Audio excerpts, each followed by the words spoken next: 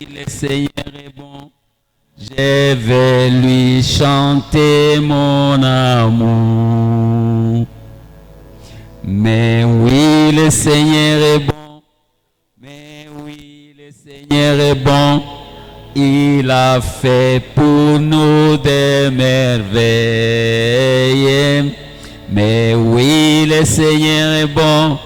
Mais oui, le Seigneur est bon. Je vais lui chanter mon amour. I wish I could continue.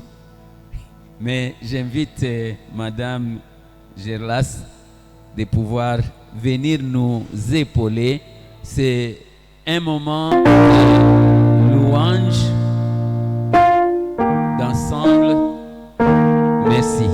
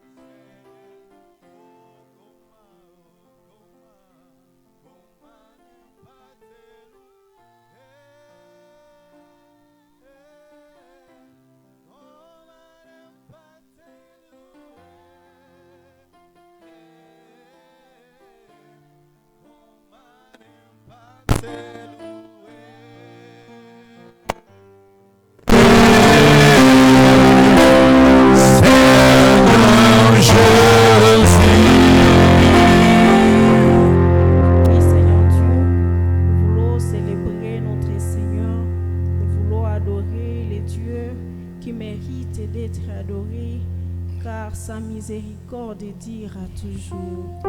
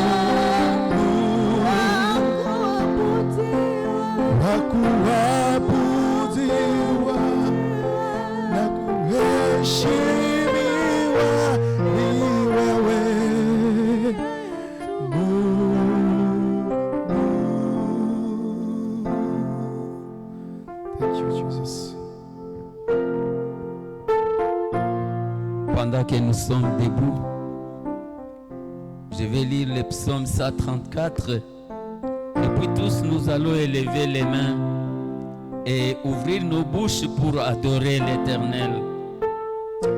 Cantique des degrés, voici, bénissez l'Éternel, vous tous, serviteurs de l'Éternel, qui vous tenez dans la maison de l'Éternel pendant les nuits. Élevez vos mains vers le sanctuaire et bénissez l'Éternel. Que l'Éternel te bénisse de Sion, lui qui a fait les cieux et la terre.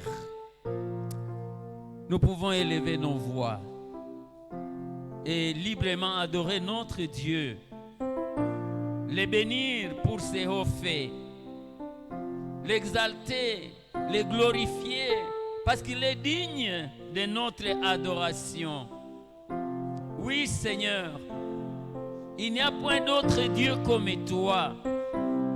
Tu es notre Créateur. Tu es celui qui tient entre tes mains les souffles de vie de chacun d'entre nous. Qui sommes-nous sans toi, Seigneur? Voilà pourquoi nous t'adorons, nous t'exaltons, nous te bénissons. Nous déclarons que tu es le seul vrai Dieu. Il n'y a point d'autre Dieu en dehors de toi, Seigneur. Tu es l'Éternel qui règne d'éternité en éternité. Tu es le roi des rois. Tu es le Seigneur des seigneurs. Sois béni, Seigneur. Sois glorifié, Seigneur. Laisse que ton règne vienne dans nos vies. Laisse que ton règne vienne dans nos familles. Laisse que ton règne vienne dans notre pays, Seigneur, dans notre nation. Oh, merci, Seigneur. Tu es l'Éternel qui nous guérit de toutes nos maladies. Merci, Seigneur. Tu es le Dieu qui pourvoit à tous nos besoins. Merci, Seigneur. Tu es le Dieu qui nous protège. Le Dieu qui combat pour nous. Le Dieu victorieux. Le Dieu devant qui rien n'est impossible. Dans ta souveraineté, Seigneur, manifeste-toi. Manifeste ta grandeur. Tu nous as appelés à un ministère de réconciliation en Christ.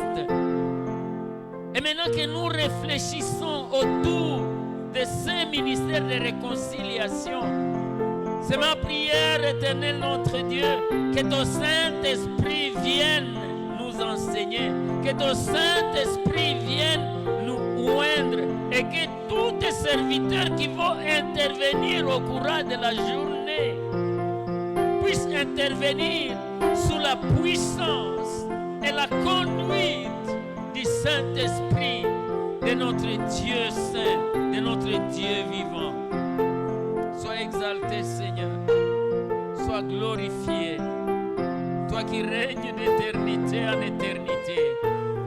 À toi la gloire, l'honneur et la magnificence au siècle des siècles.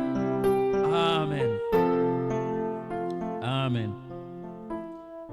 Seigneur, nous te bénissons pour ces moments que tu nous donnes dans ta grâce, afin que nous puissions nous réunir et être rafraîchis par toi. Merci pour tout ce que tu nous as déjà préparé sur ta table sainte. Nous prions pour la journée. Nous la déclarons bénie parce que nous allons la passer sous ta présence. Merci pour tes serviteurs que tu as préparés pour être les canaux de bénédiction pour nous aujourd'hui. Seigneur, que tu les bénisses, que tu les fortifies. Ouvre aussi nos cœurs afin que nous soyons prêts à recevoir la sémence sainte de ta parole comme dans un champ fertile où elle va porter du fruit pour ta gloire. Merci, Seigneur. Au nom de Jésus-Christ, Amen. Amen. Nous pouvons nous asseoir, s'il vous plaît.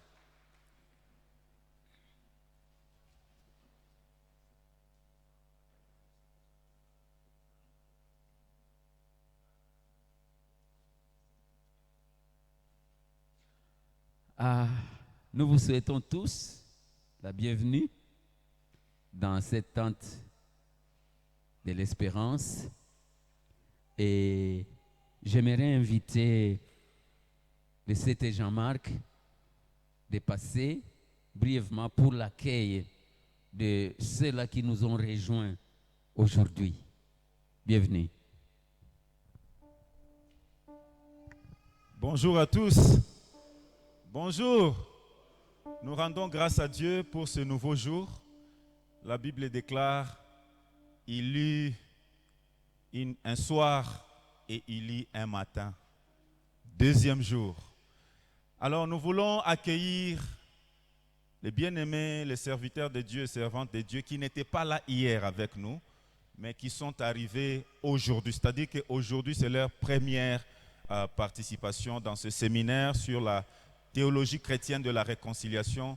Nous voulons vraiment reconnaître votre présence, serviteurs ou servantes de Dieu, parce que vous êtes aussi parmi ces généraux que le Seigneur a préparés pour conduire la mission de la réconciliation en cette saison critique de notre histoire en tant que nation.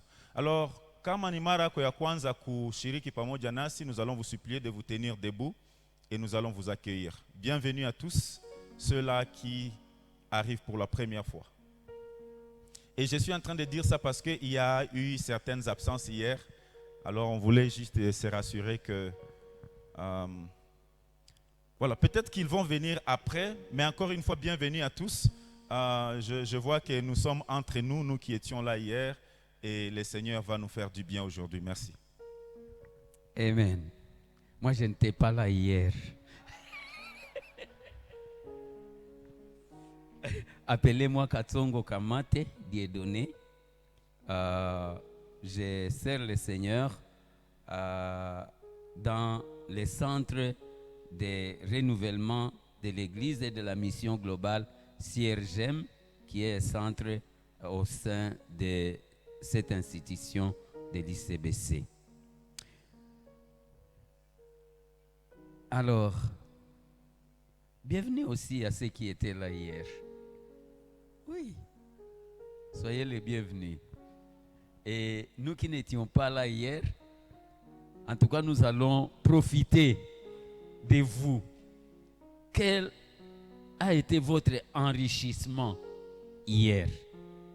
Est-ce qu'il y a des bénédictions que vous voudriez bien partager avec nous qui n'étions pas là hier, afin que nous puissions avoir une petite idée de ce qui s'est passé hier? En tout cas, soyez libres de vous manifester et je vais vous donner les microphones pour que vous puissiez nous partager vraiment les points saillants de ce qui vous a béni la journée d'hier. Bienvenue.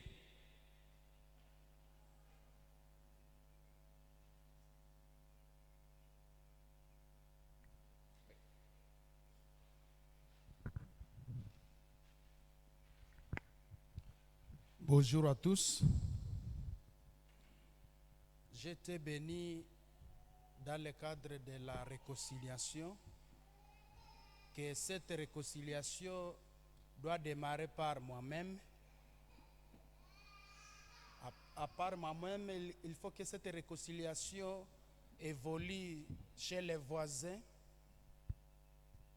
Et l'environnement n'est pas aussi oublié. Et surtout, que cette réconciliation soit avec Dieu pour que l'équilibre soit établi. Ça m'a béni hier. Et selon le contexte là où nous nous retrouvons, la circonstance des atrocités, il arrive des cas où nous nous retrouvons dans une guerre interne et se retrouver comme si on est rejeté par Dieu. Mais hier, on nous a encore rappelé que cette réconciliation débute d'abord par la personne elle-même, elle va dévoiler dans l'environnement, les voisins, et surtout avec Dieu pour que l'on puisse rétablir la stabilité. Que Dieu nous bénisse. Amen. Amen. Amen. Bonjour à tous.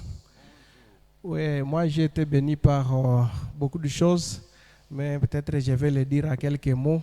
À partir de la seconde lettre de Paul, apôtre aux Corinthiens, le 5e chapitre, du 17e au 20e verset A.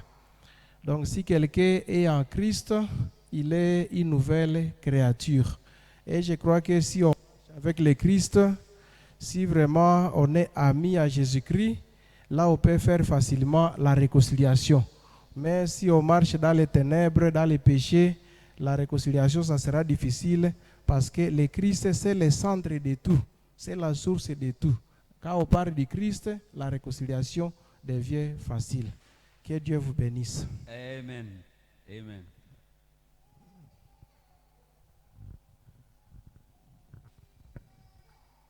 Merci beaucoup. Je vais partager aussi sur les paix que j'ai reçu hier. Tout d'abord, ce que j'ai reçu hier est que la réconciliation, c'est l'œuvre de Dieu. C'est Dieu qui est l'initiateur de la réconciliation.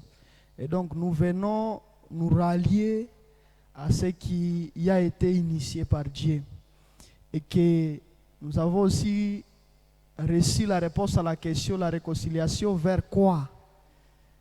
Alors, nous avons trouvé hier que nous voulons nous réconcilier vers une vie nouvelle.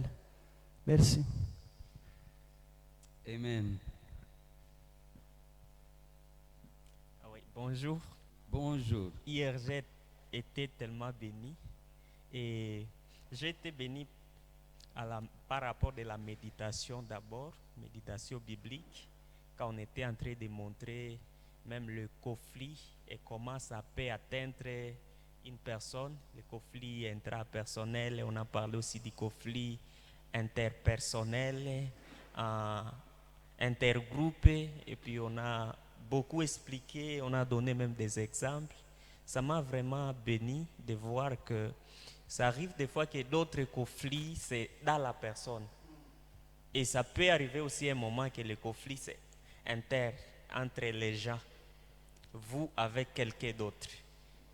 Et puis, quand je mis ça en relation avec le deuxième exposé, le premier exposé, ça m'a béni aussi énormément de voir que avant de résoudre d'abord le conflit, il faut savoir qui résout d'abord le conflit.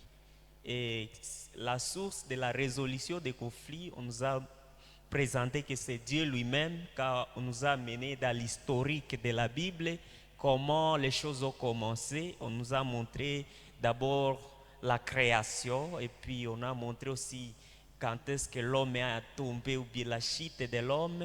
Et on a regroupé aussi l'histoire. Dans l'histoire, on a montré aussi l'étape de la rédemption.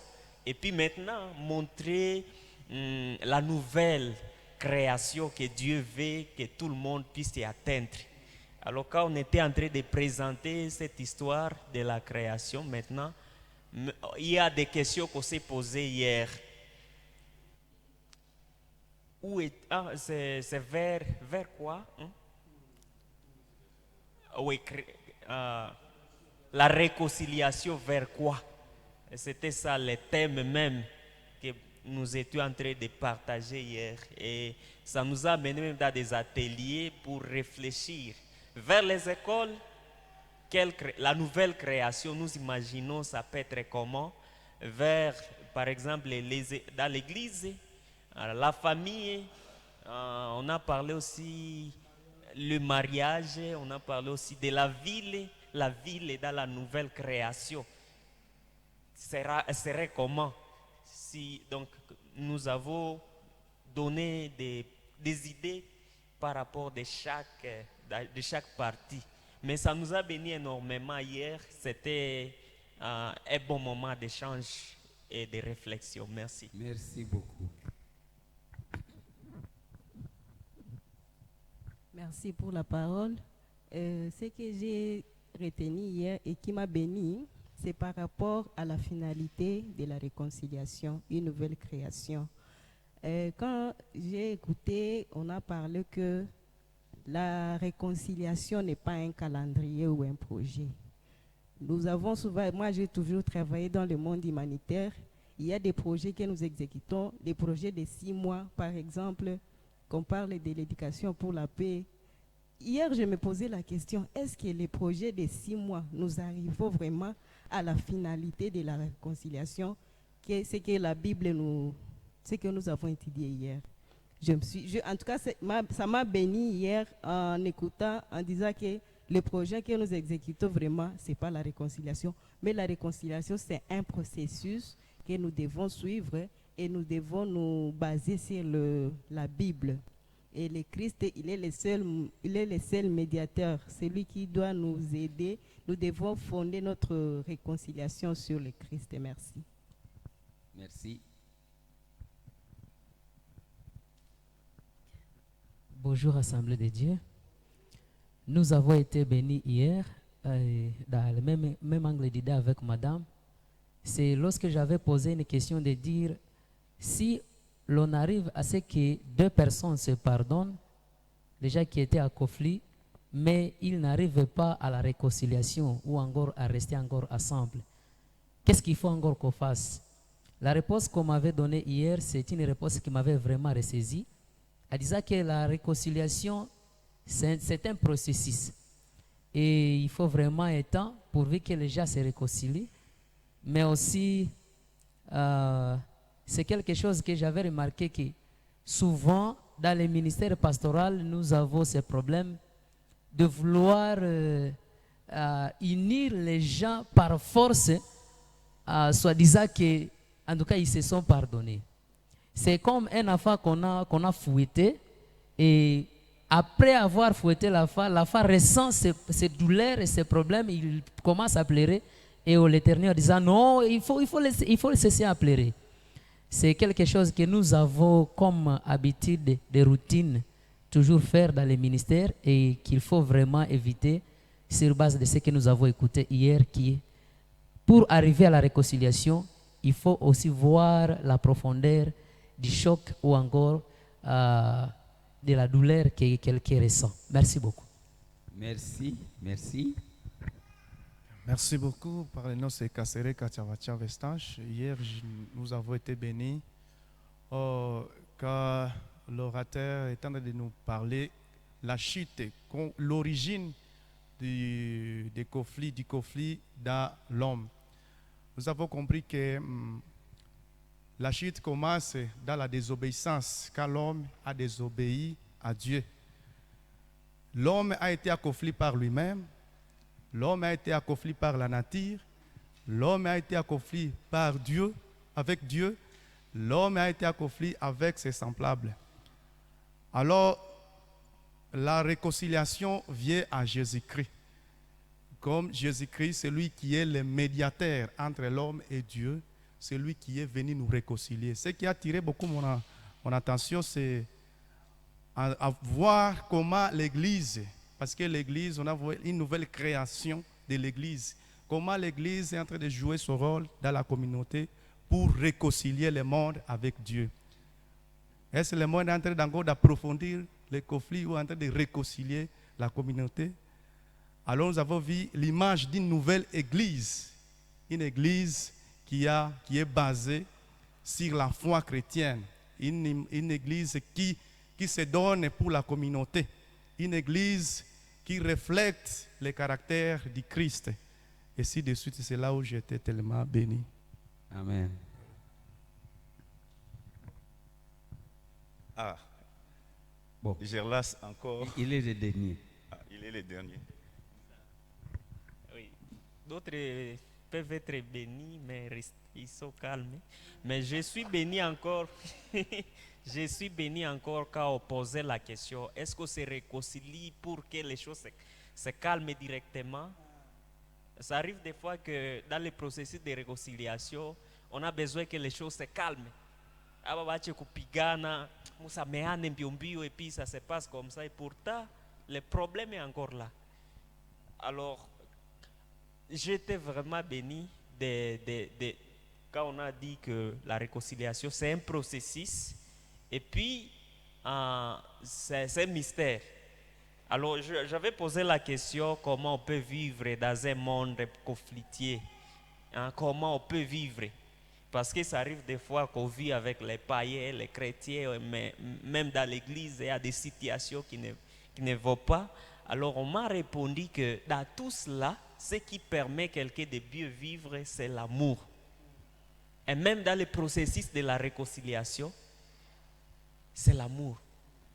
Alors ça m'a beaucoup béni quand on manifeste l'amour agapé envers tout le monde, et ça aide même dans le processus de la réconciliation. Quelqu'un qui te refusait, après un moment, quand il va constater que tu l'aimes réellement, ça amène même quelqu'un dans la réconciliation. Et aussi envers les païens, parce que j'avais posé la question entre un chrétien et un païen, ils m'ont répondu encore que la réconciliation se transforme par l'évangélisation.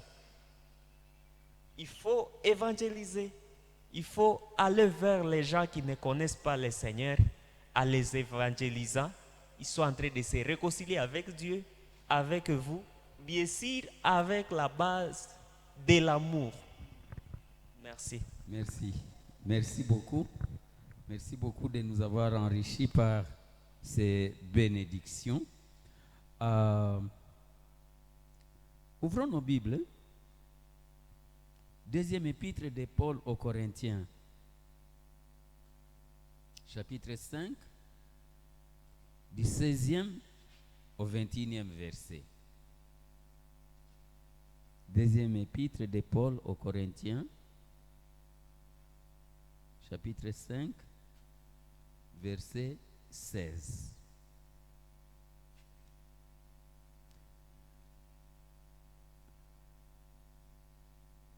Nous lisons au nom de Jésus. Ainsi, dès maintenant, nous ne connaissons personne selon la chair. Et si nous avons connu Christ selon la chair, maintenant, nous ne le connaissons plus de cette manière.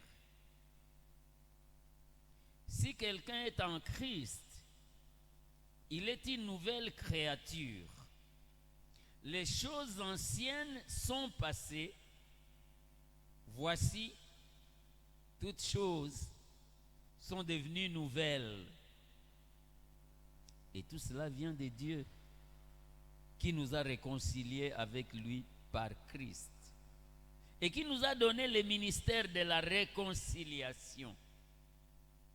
Car Dieu était en Christ, réconciliant le monde avec lui-même en n'imputant point aux hommes leurs offenses. Et il a mis en nous la parole de la réconciliation. Nous faisons donc les fonctions d'ambassadeurs pour Christ, comme si Dieu exhortait par nous. Nous vous en supplions, au nom de Christ, soyez réconciliés avec Dieu. Celui qui n'a point connu le péché, et il l'a fait devenir péché pour nous, afin que nous devenions en lui justice de Dieu. Amen. Nous arrivons au moment de la dévotion matinale, la méditation biblique, qui nous sera présentée par le professeur Dr Jacob Onyumbe. Et nous allons être avec lui à travers la technique. Si la technique est déjà prête, alors je vous invite à suivre la méditation biblique qui nous sera projetée.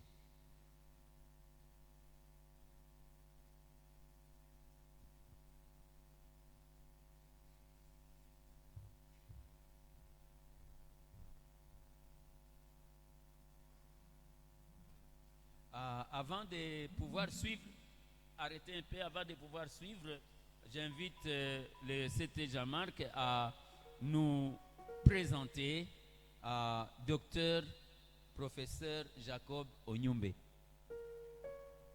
Bonjour à tous. Alors, vous savez, l'œuvre de la réconciliation, c'est la mission de l'Église. C'est le mandat que le Seigneur Jésus-Christ a donné à l'Église.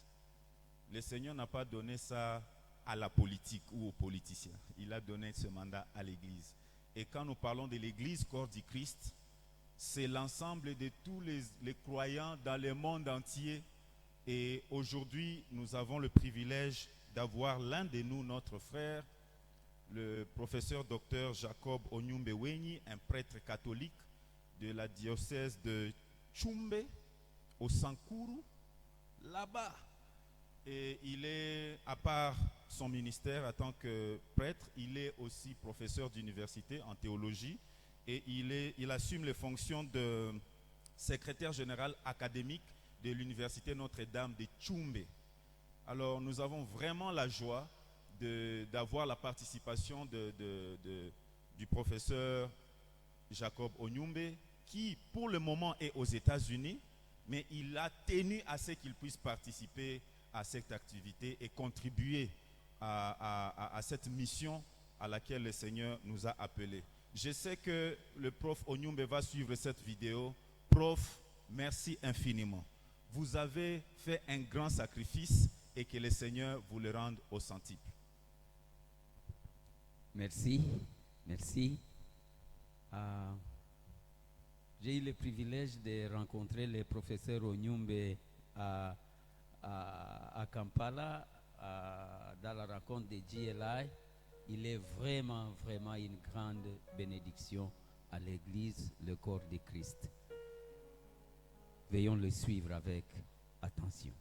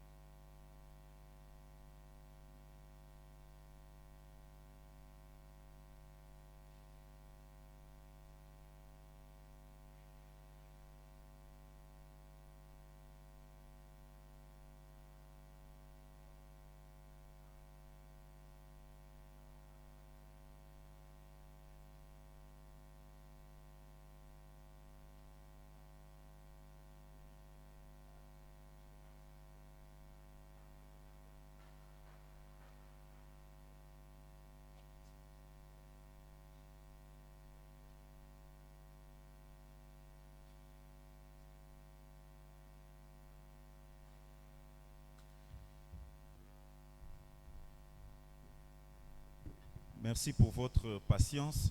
Notre équipe technique est en train de se déployer pour rapidement arranger la qualité des sons. Mais pendant qu'ils sont en train de faire ça, je voulais, si vous pouvez nous aider, technique, à projeter le cantique que je vous ai partagé là sur le PowerPoint. C'est le cantique thématique que nous chantons souvent quand nous sommes dans ce genre de rencontres, pour rencontres chrétiennes pour la réconciliation. C'est un cantique que le Seigneur a inspiré un groupe de frères et sœurs pour nous accompagner pendant nos moments d'échange, pendant nos moments de réflexion sur la réconciliation. Alors, si c'est déjà projeté, je ne sais pas si c'est déjà projeté. Les cantiques sur le bon berger, c'est déjà?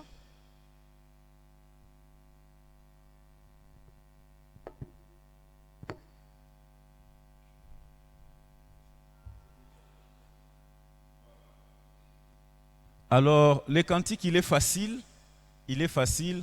On va essayer de chanter ensemble, mais je vais d'abord chanter une fois. Et ça se chante comme ça. Bon berger, ton peuple t'adore, ici en mission pour toi. À travers les lamentations, vient la nouvelle création. Guide-nous sur ce voyage et nous aurons la passion, le courage et l'espérance pour la réconciliation. Guide-nous sur ce voyage et nous aurons la passion, le courage et l'espérance pour la réconciliation. Alors voilà un peu le cantique, la mélodie est juste et simple.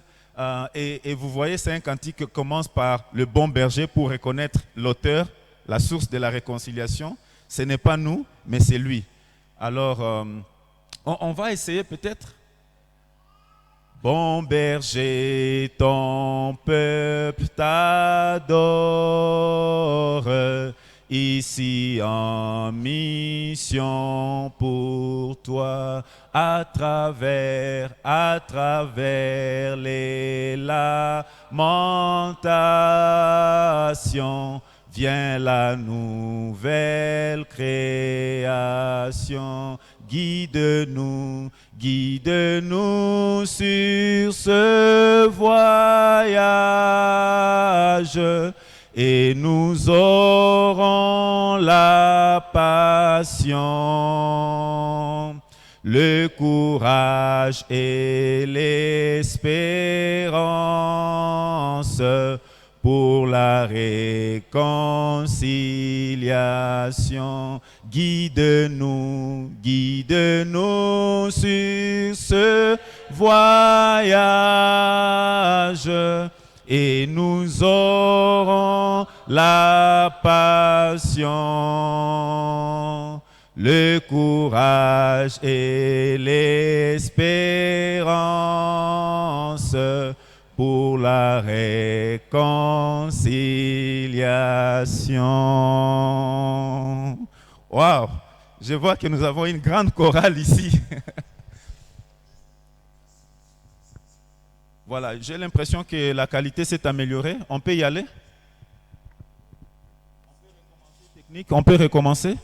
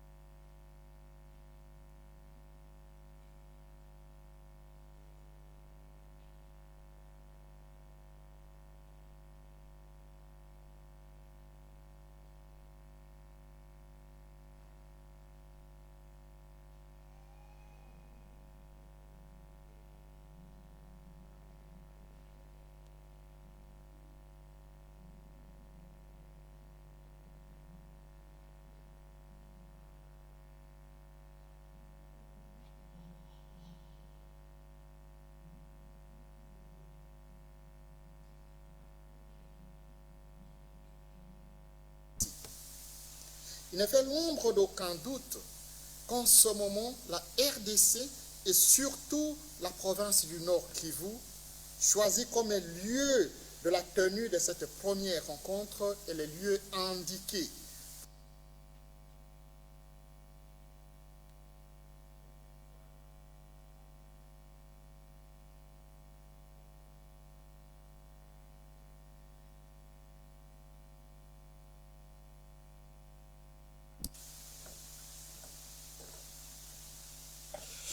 Alors, bonjour chers frères et sœurs, amis de l'IGL et de l'UCBC. Nous voici au 10e jour de notre rencontre, de notre marche vers la réconciliation. Je voudrais commencer par remercier l'IGL et l'UCBC pour leur invitation à participer à cette première rencontre de l'IGL tenue en RDC. Il ne fait l'ombre d'aucun doute qu'en ce moment, la RDC et surtout la province du Nord Kivu, choisie comme lieu de la tenue de cette première rencontre, est le lieu indiqué pour pleurer, pour se lamenter sur la destruction des fils et filles des Grands Lacs africains. Je remercie mon jeune frère Jean-Marc pour son leadership. Je voudrais aussi remercier le recteur, le professeur Mondou Honoré, le professeur David Kassali et puis Kassi Kassali pour leur leadership, leur vision. En même temps, je remercie tous les visionnaires de l'IGL, tous les visionnaires de l'UCBC pour leurs efforts afin de transformer la face de la RDC, des pays des Grands Lacs, à travers une vision de transformation sociale ancrée dans les Saintes Écritures.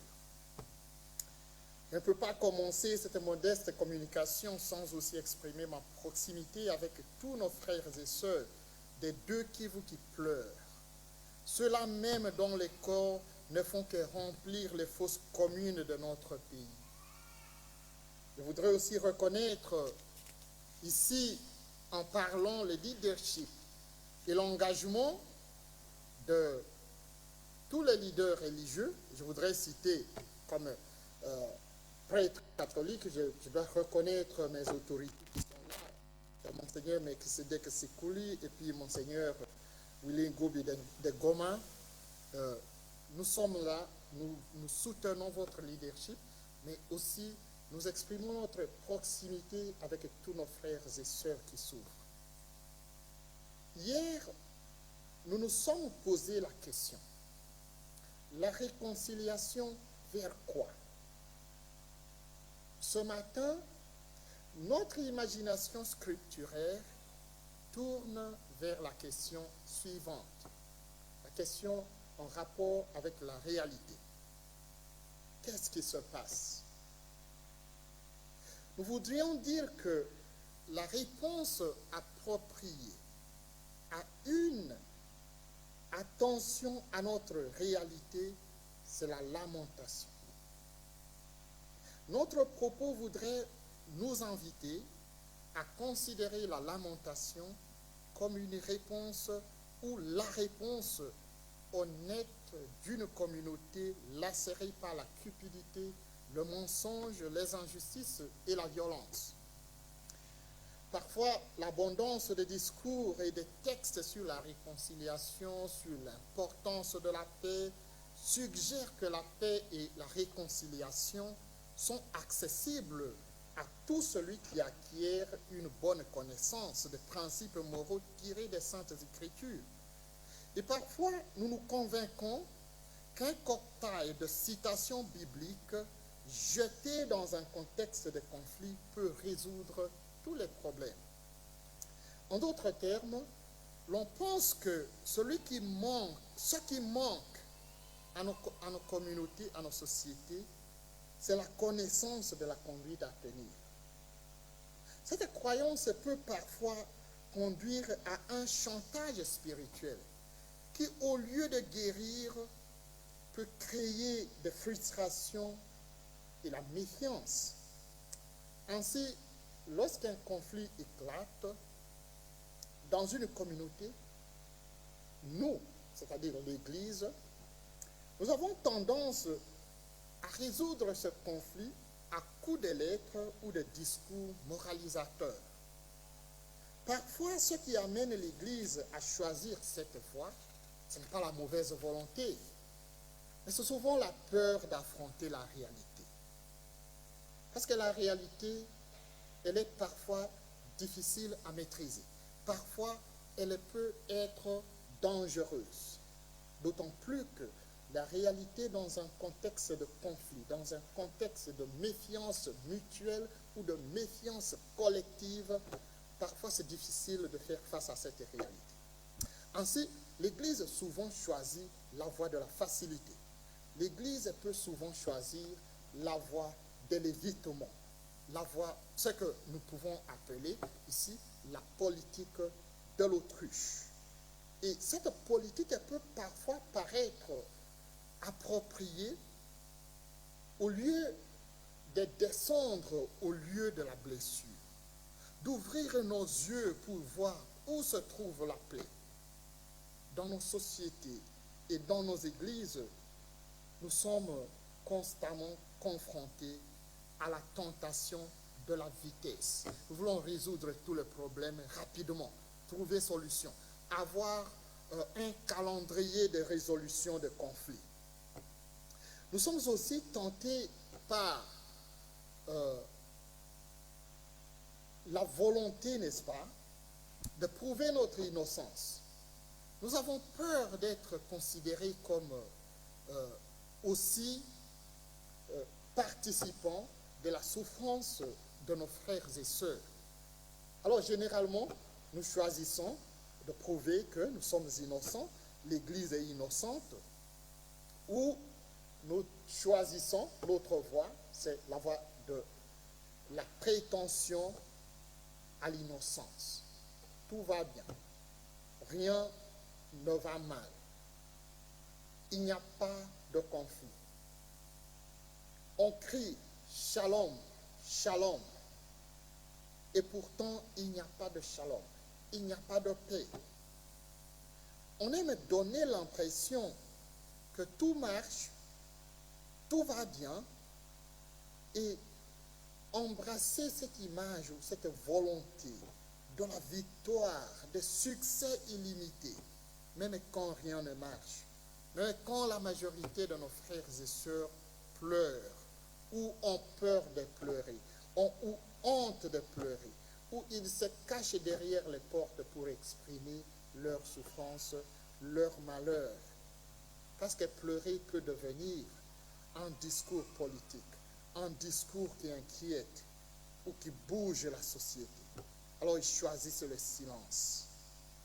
Et souvent, dans ce contexte, surtout dans le contexte de guerre dans lequel se trouve notre pays, nous avons peur de savoir.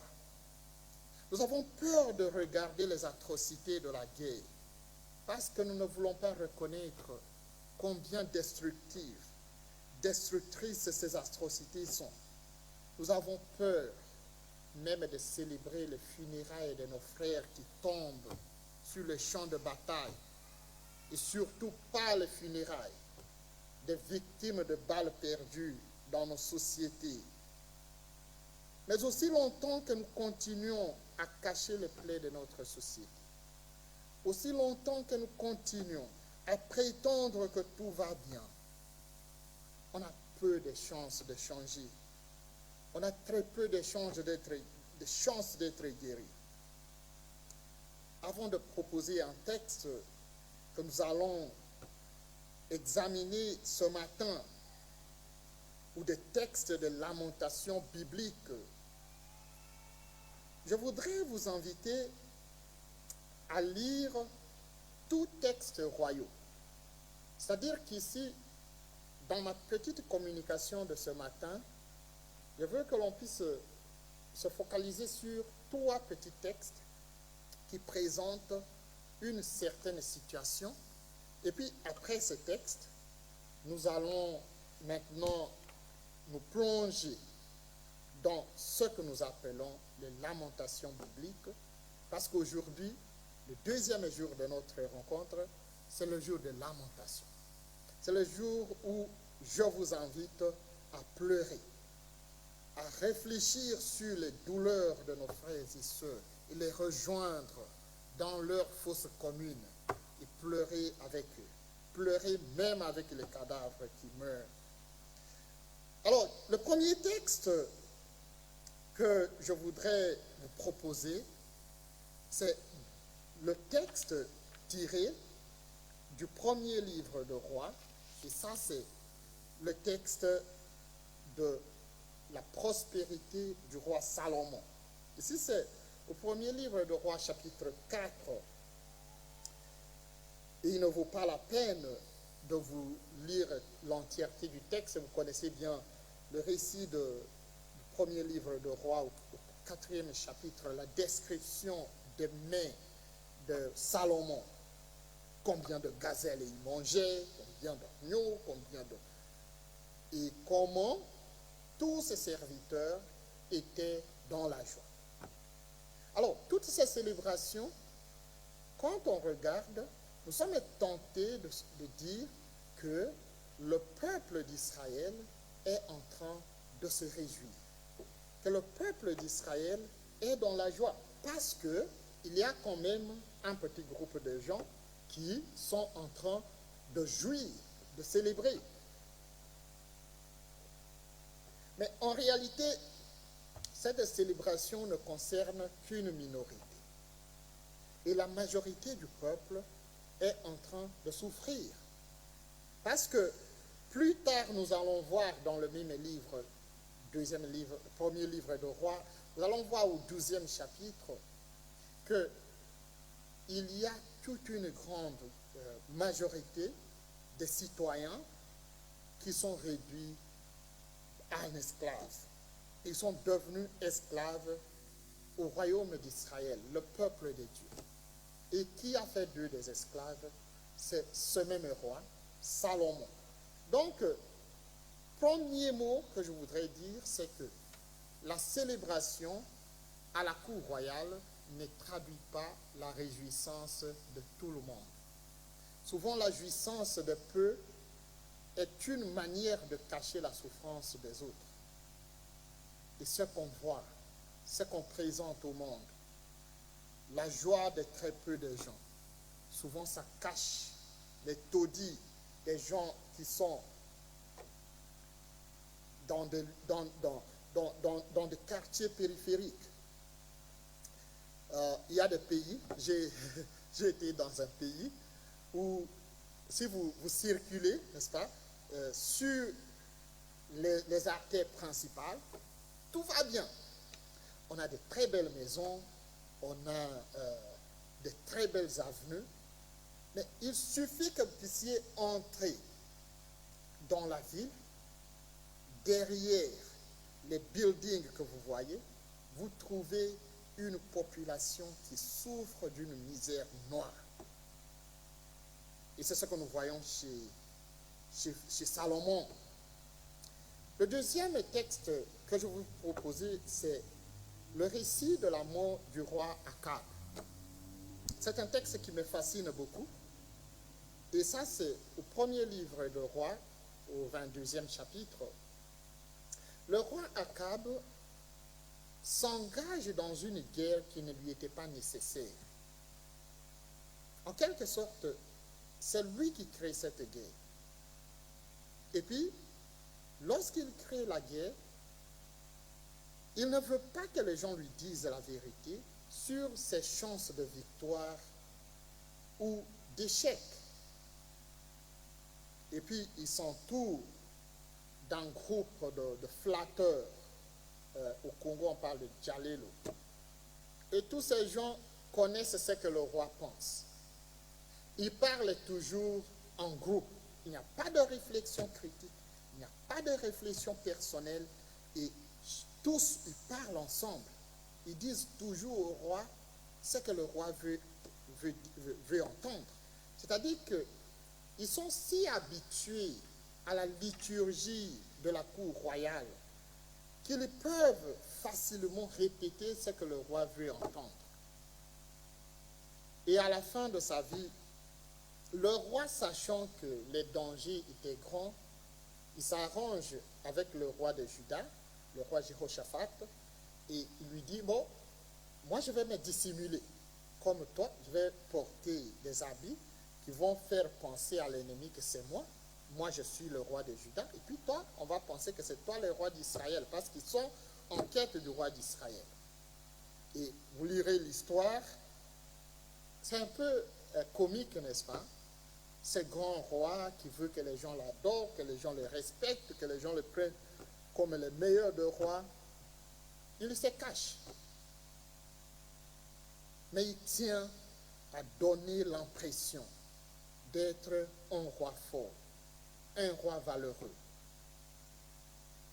Mais sa vie se termine lorsque les ennemis jettent une balle perdue, puis le roi Akab succombe. Donc, à la fin du récit, on se rend compte que prétendre se couvrir d'un voile ne résout pas les problèmes. Il faut l'affronter. Le troisième récit, c'est le récit du roi Jéhoram. Ici, nous sommes au deuxième livre de Rois, chapitre 6. Je vais vous lire le récit. Quelque temps après, Ben-Hadad, roi d'Aram, rassembla toutes les troupes et monta assiéger Samarie. Il eut une grande famine à Samarie. La ville fut assiégée à tel point qu'une tête d'âne coûtait 80 cycles d'argent et que le quart d'un câble de crotte de pigeon coûtait 5 cycles d'argent. Or, comme le roi d'Israël passait sur la muraille, une femme cria vers lui, « Au secours, mon Seigneur le roi !» Il dit, « Si le Seigneur ne veut pas te secourir, avec quoi pourrais-je te secourir? Avec les produits de l'air à blé ou du pressoir ?» Le roi lui dit ensuite, « Que veux-tu » Elle répondit, « Cette femme m'a dit, donne ton fils, nous le mangerons aujourd'hui, et demain nous mangerons le mien. Nous avons fait cuire mon fils et nous l'avons mangé. Le jour suivant, je lui ai dit, donne ton fils et nous le mangerons. Mais elle avait caché son fils. Quand le roi eut entendu les paroles de cette femme, il y déchira ses vêtements et il passait sur le muraille. Et le peuple vit qu'il portait un sac en dessous. Donc dans ce récit, vous voyez ce qui se passe, c'est que le peuple entier est dans la souffrance. Il y a une grande famine à tel point que il y a des femmes qui prennent le risque de tuer leurs propres enfants et de les consommer. Mais en même temps, le roi, ce geste d'un roi qui marche sur la muraille, n'est-ce pas? La muraille ici, c'est la protection de la ville. Mais marcher sur la muraille montre qu'il y a sécurité. Le roi marche sur la muraille, cela prouve qu'il n'y a rien à craindre, que tout va bien. Mais à l'intérieur, nous savons que rien ne va. Mais le roi, comme le récit va continuer, le roi va commencer à chercher le prophète Élisée. Parce que c'est le prophète Élisée qui amène, qui perce le voile du mensonge de la cour royale. C'est Élisée qui dit au roi que rien ne va et que la situation va se dégrader davantage. Mais le roi n'aime pas entendre cela. Le roi d'Israël n'est pas prêt à écouter la vérité, la possibilité d'un échec militaire. Alors, de ces 3 textes que je viens de vous présenter, ce que nous retrouvons ici, un effort de contrôler, un effort de planifier, de minimiser les risques, un peu comme le font tous les dirigeants. Et ici, je pense à un livre d'un politologue américain, James C. Scott. James C. Scott a écrit un livre, Seeing Like the State, donc voir comme l'État. Et là, James C. Scott présente la situation des États avec la vision de l'État consiste à tout organiser, tout planifier et un peu à réduire la complexité de la réalité. C'est-à-dire donner des solutions générales à des problèmes sans entrer en détail, planifier, avoir des cartes pour connaître où se trouve tel, mais jamais aller aux endroits où se trouvent des problèmes. On gère toujours de manière détachée, de manière séparée de la réalité. Et c'est un peu ce que je vois avec ces messieurs, avec Jéhoram, le roi d'Israël. C'est qu'il ne prend pas en compte les vrais problèmes de la société. Il ne se rend pas compte qu'il y a des femmes qui sont en train de manger leurs propres enfants. Et lui marche sur la muraille pour maintenir l'illusion de contrôle, maintenir l'illusion de la victoire, du succès. Mais en réalité, nous savons que ce qu'il fait ici, c'est qu'il s'intéresse plus à la santé des apparences qu'à la santé authentique. Il ne veut pas tenir compte de la réalité.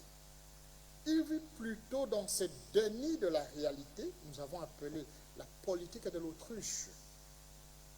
Et dans le livre de Jérémie, on rencontre un mot hébreu, sheke, qui signifie, c'est un peu comme le mensonge, la mystification, cette tendance à tromper, se tromper soi-même, tromper les autres, donner l'impression que tout va bien. Et j'ai cité, n'est-ce pas, au début j'ai parlé du passage où Jérémie dit, ils disent la paix, mais il n'y a pas de paix. Shalom, shalom, il n'y a pas de shalom. Et ça, c'est vraiment le voile de la duperie.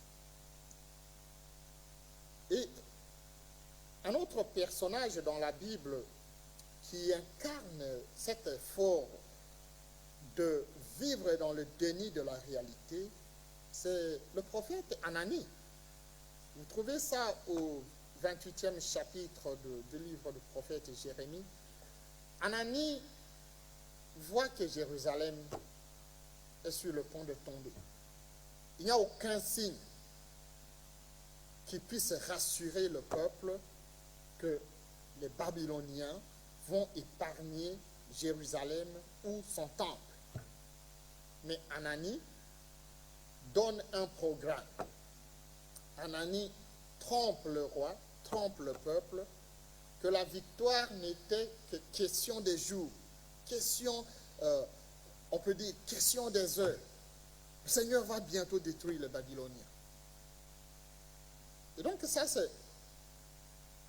on peut parler d'une présomption d'un prophète qui ne reçoit pas la parole de Dieu et qui s'arroge le droit de mentir. Et le mensonge qu'Anani présente, c'est un mensonge qui consiste à calmer, à amadouer le roi, mais c'est un mensonge qui ne va pas arrêter la marche des Babyloniens. Et dans nos sociétés, surtout dans notre pays, cette tendance à vivre comme le prophète Anani, nous la retrouvons chez la plupart des prophètes, des prédicateurs qui ont peur de faire face à la réalité. Ils choisissent de plaire à tel ou à tel autre, de donner des visions fallacieuses. Et tout cela détruit le peuple. Mais devant ces efforts de mystification, les lamentations bibliques pénètrent et exposent les idéologies de camouflage et décrivent de manière honnête et courageuse la réalité vécue d'un peuple en pleurs. Je voudrais vous inviter à écouter 2 textes du livre du prophète de Jérémie, texte que je veux lire pour vous. Et puis, je vais commenter sans prendre tout votre temps. Je commence avec le 4e chapitre du livre de Jérémie. Je ne prends pas tous les versets. Je vais lire ceci. Jérémie dit ceci. Mon ventre, je me tords de douleur. Le parois de mon cœur, c'est le tumulte en moi. Je ne puis me taire car je perçois l'alerte du corps. Ici, le corps, c'est un peu comme l'olifant. Le hurrah de guerre, on crie désastre sur désastre. Oui, tout le pays est dévasté. Soudain, mon campement est dévasté. En un instant, mes tentes. Jusqu'à quand verrai-je l'étendard? Entendrai-je l'alerte du corps? Le verdict de Dieu. Oui, mon peuple est bête. Ils ne me connaissent pas. Ça, c'est Dieu qui parle. Ce sont des enfants bornés. Ils ne peuvent rien comprendre. Ils sont habiles à faire le mal. Faire le bien, ils ne le savent pas. Je regarde la terre. Elle est déserte et vide. Ici, un peu comme ce qu'on appelle le tohu vavohu. Donc, une certaine décréation. Je regarde le ciel. La lumière a disparu. Je regarde les montagnes. Elles tremblent. Toutes les collines sont en mouvement, ballottées. Je regarde, il n'y a plus d'hommes. Et tous les oiseaux ont fui. Je regarde, le pays des vergers est désert. Toutes les villes sont incendiées par le Seigneur, par son ardente colère. Ainsi parle le Seigneur. Toute la terre devient désolation chez maman. Pourtant, je ne fais pas table rase. C'est pourquoi la terre est en deuil. Et là-haut, le ciel s'assombrit. Parce que j'ai décrété. J'en ai conçu le projet. Je n'y renonce pas. Je ne reviens pas en arrière. C'est-à-dire que ici, le Seigneur observe la destruction du peuple, la détérioration morale du peuple, mais aussi une certaine ineptie, n'est-ce pas, spirituelle du peuple incapable de connaître son Dieu. Et ici, la décision de Dieu, c'est d'inviter le peuple qui s'est tellement éloigné de Dieu, qui est devenu incapable d'entendre la parole de Dieu, d'écouter ce que Dieu dit, l'inviter à imaginer la possibilité d'une certaine décréation. Et si vous suivez le récit, c'est que toutes les menaces de Dieu, c'est en quelque sorte annuler ce qu'il a fait à la création. Parce que le peuple s'est séparé de Dieu. Et au regard de toutes ces punitions, au regard de cette souffrance du peuple, la réaction du prophète Jérémie, ce n'est pas de se cacher. Ce n'est pas d'inviter les gens à une réconciliation facile. Ce n'est pas de dire aux gens, soyons seulement calmes, les choses vont s'arranger. Le monde est en train d'évoluer vers le bien, vers de meilleures conditions. Le prophète plutôt invite le peuple à la lamentation. Il les invite à pleurer. Et ces pleurs montent vers Dieu. Ce ne sont pas des plaintes ordinaires, des gens qui se plaignent de conditions qui ne sont pas optimales. Ici, le prophète les invite à entrer dans le profond de la souffrance du peuple, à toucher les plaies du peuple, à circuler, à passer partout où il y a la souffrance de l'homme et chercher à exprimer cela par les pleurs, par des larmes. Et là, je vais vous prendre l'une des lamentations de Jérémie, au chapitre 8. Mon affliction est sans remède. Tout mon être est défaillant. On entend les appels désespérés de mon peuple depuis une terre lointaine. Dans Sion, le Seigneur n'est-il pas? Son roi n'est-il pas chez elle? Pourquoi m'enfoncent-ils avec leurs idoles, avec ces absurdités qui viennent d'ailleurs? La moisson est finie, l'été est passé, et pour nous, toujours pas de guérison. À cause du désastre de mon peuple, je suis brisé. Je suis dans le noir. La désolation me saisit. N'y a-t-il pas de baume en Galade? Pas de médecin là-bas? Pourquoi ne voit-on pas poindre la convalescence de mon peuple? Qui changera ma tête en fontaine, mes yeux en source de larmes, pour pleurer jour et nuit les victimes de mon peuple? Comme vous le voyez, la première réaction, comme nous le disons souvent à l'IGL, la première réaction devant une situation de conflit et de violence, ce n'est pas une stratégie.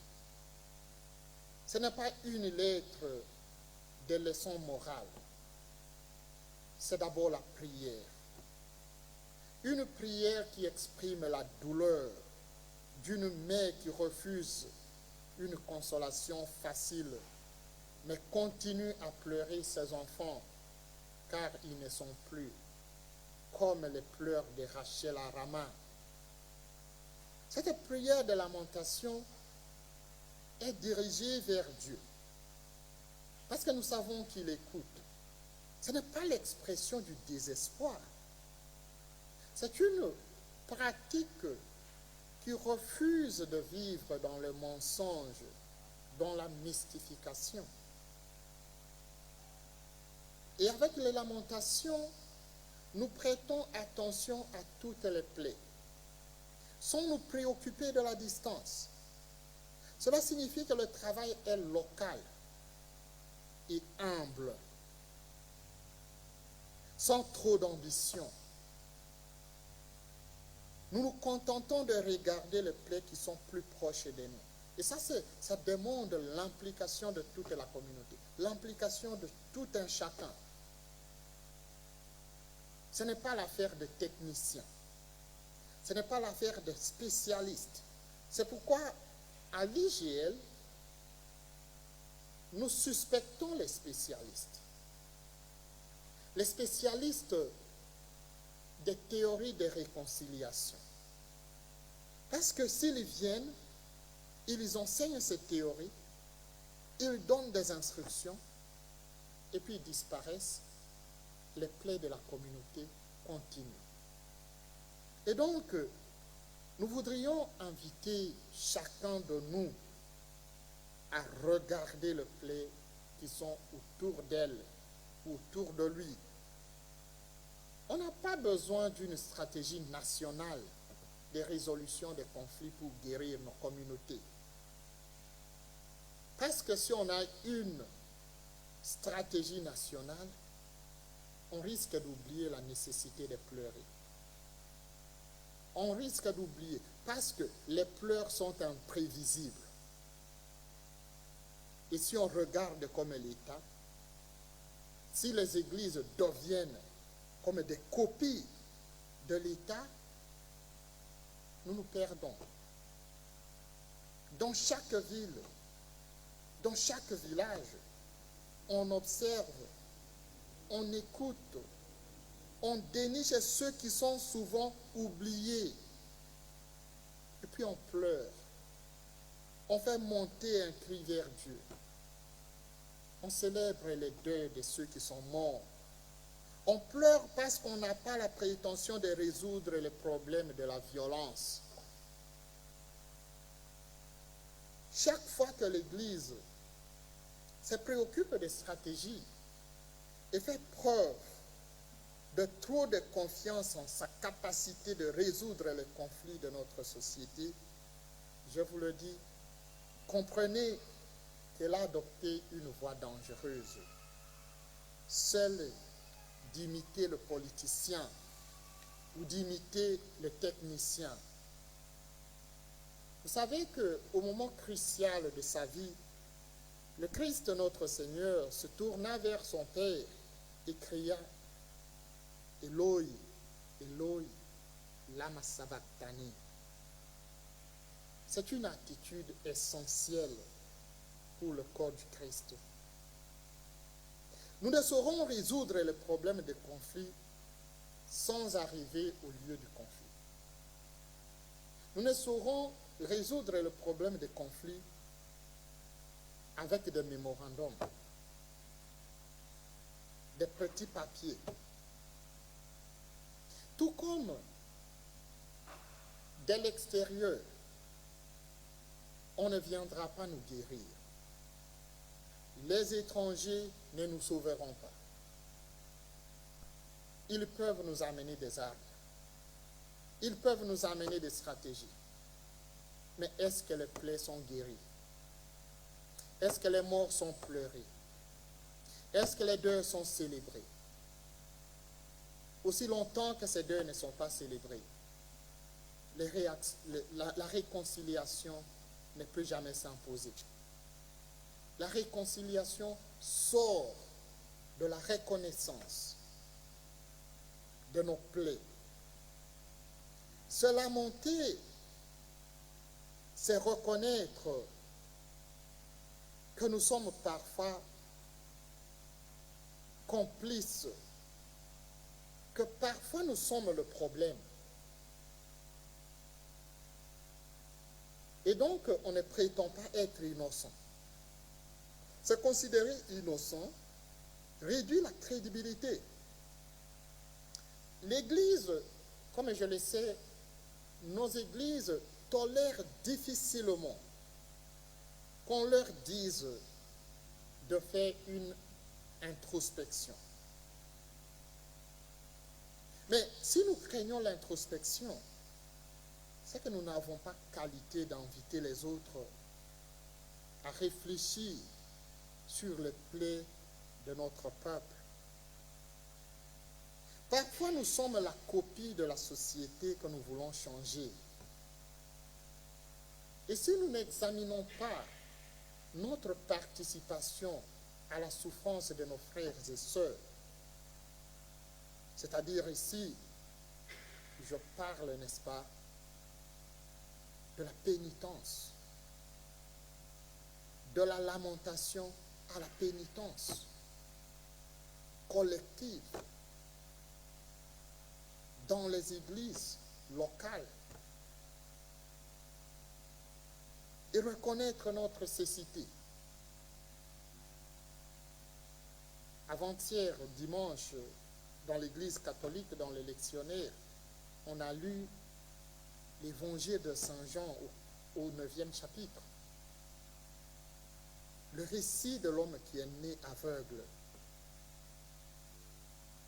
Je me demande si notre Église n'a pas besoin d'aller à Siloé, d'aller se plonger pour être guéri de la cécité, avoir la capacité de percevoir la souffrance de ses propres fils et filles et pleurer avec eux. Ce n'est pas une église triomphaliste, une église qui veut avoir une voix à la discussion, au débat. C'est une église qui fait tout pour disparaître. Et donc, une église de la lamentation, c'est une église blessée. Une église qui se sait blessée, déchirée, et qui regarde ses plaies sans honte, sans peur,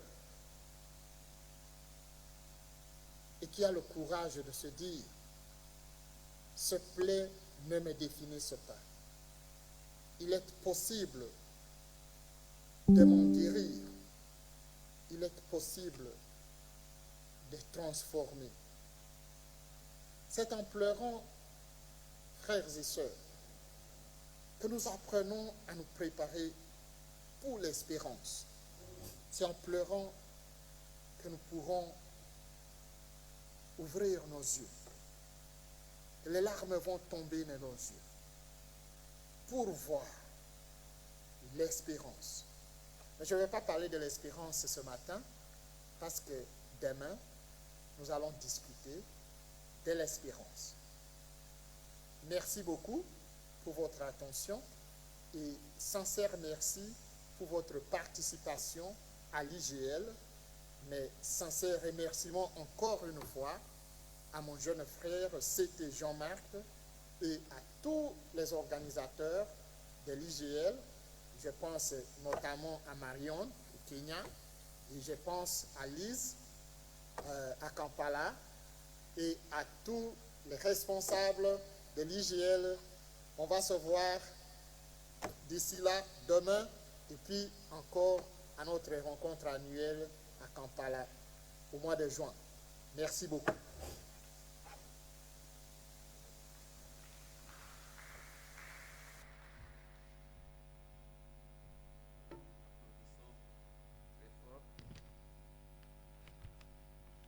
Et nous remercions Dieu pour cette présentation.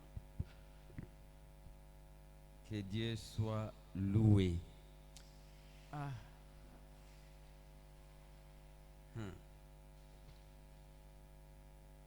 Pour arriver à une réconciliation sincère, nous n'avons pas besoin de stratégie.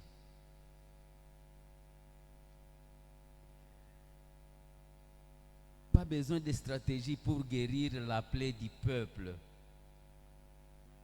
Nous avons plutôt besoin de pleurer, de prier, de nous lamenter. Et à travers la lamentation, viendra une nouvelle création.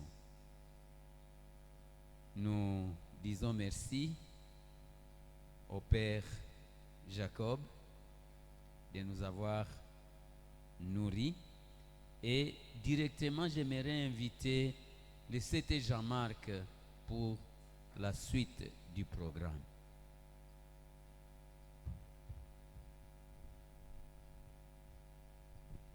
Merci beaucoup.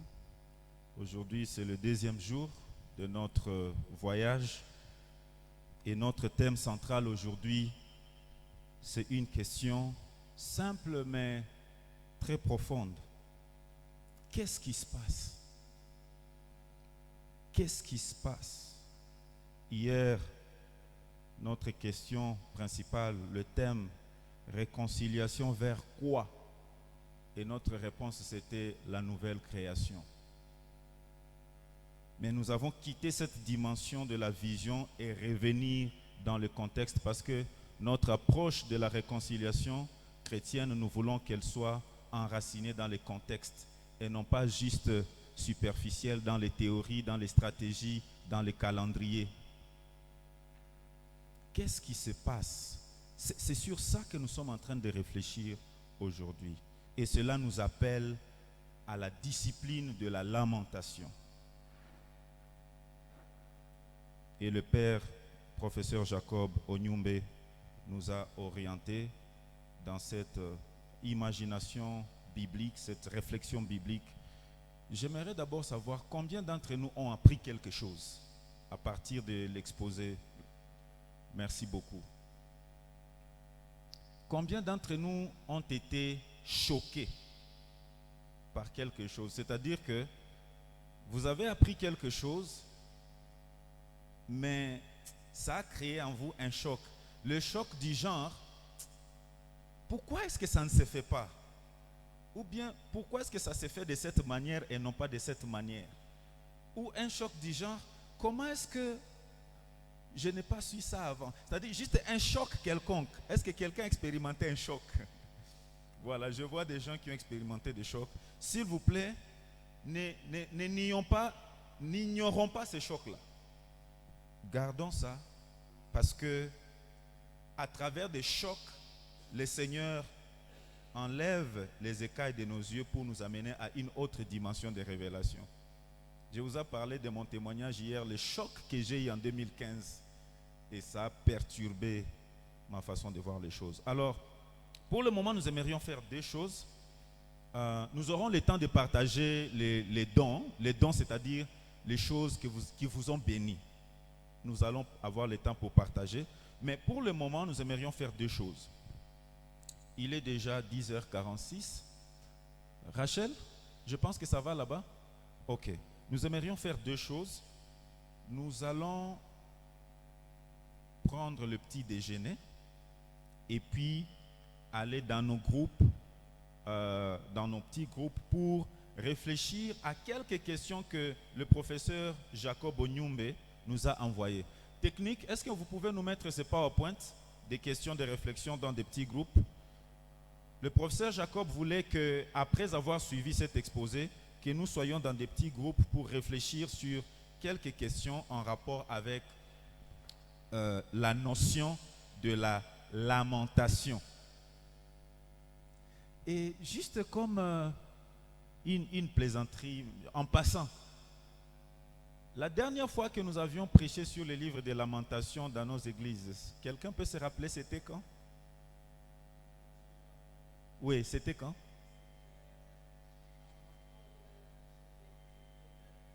Ok. Octobre l'année passée.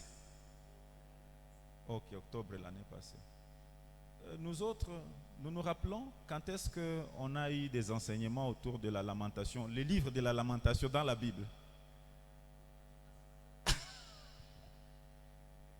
Ouais, c'est comme si ce livre-là n'existait même pas dans la Bible, hein? Ouais, vous savez, ouais, il y a des livres, on a l'impression que ça n'existe pas dans la Bible, mais ça existe. Alors, les questions sont déjà là. Merci beaucoup.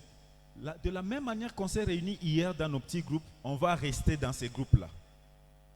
Les 5 groupes-là, on va rester là-dedans. Celui qui n'a pas un groupe, qu'il vienne me voir, on va l'associer dans un groupe, mais on va maintenir le même groupe. Alors, ce qu'on va faire, je vais prier maintenant pour le petit déjeuner. Dès que je finis, nous allons prendre le petit déjeuner et vous rentrez directement dans votre groupe pour réfléchir à ces questions. Donc, nous serons en train de prendre le petit déjeuner, en train de discuter. Et quand on finit là-bas, on revient maintenant en séance plénière. Non, tous les groupes vont discuter sur les mêmes questions. Ouais, sur les mêmes questions. Merci. Prions pour le petit déjeuner. Seigneur notre Dieu, merci pour ce deuxième jour qui nous amène face à face avec la réalité. La réalité que certains d'entre nous fuient. Certains se versent dans la drogue, d'autres dans l'alcool, d'autres dans l'impudicité, d'autres dans toutes sortes des mécanismes d'échappement, de fuite, pour ne pas affronter la réalité, pour ne pas regarder ce qui se passe. Mais aujourd'hui, en tant que tes serviteurs, que tu as déployés en ces temps pour être des guérisseurs de plaies, pour être des rebâtisseurs de murailles, pour être ceux qui vont encore rebâtir le fondement brisé. Tu veux que nous puissions regarder face à face les fissures de notre société. Tu veux que nous puissions regarder face à face les brisements dans notre société. Tu veux que nous puissions regarder face à face le pleur, écouter les larmes de notre. Seigneur, nous prions que le Saint-Esprit continue à nous fortifier, car c'est à des moments comme celui-ci où tu fais naître des grandes visions. C'est à des journées comme celle-ci où tu déposes dans nos cœurs des grandes convictions qui vont déboucher à des grandes choses qui vont amener la transformation. Seigneur, les réalisations de tes serviteurs dans le passé, à qui tu as donné des grandes visions à travers la lamentation, je prie que nous puissions aussi connaître cette expérience aujourd'hui. Et le petit déjeuner que nous voulons prendre, que le sang de Jésus purifie et sanctifie, que ceci soit encore le témoignage de notre communion en Christ en tant qu'ambassadeur du Christ pour la réconciliation. Bénis la source de provenance et donne à tous ceux qui n'ont pas à manger. Au nom de Jésus-Christ. Amen. Merci beaucoup. Nous allons passer à la table. Alors, je suis en train de me demander, est-ce qu'il faut qu'on aille à la table ou bien qu'on aille d'abord avec nos chaises dans nos groupes et de là, maintenant, on va prendre les petits déjeuners pour y rentrer. C'est mieux. Donc, allons d'abord dans nos groupes, on se rassure que, ok, c'est ici que nous serons. Et maintenant, à partir de là, on va aller prendre le petit déjeuner. Merci beaucoup.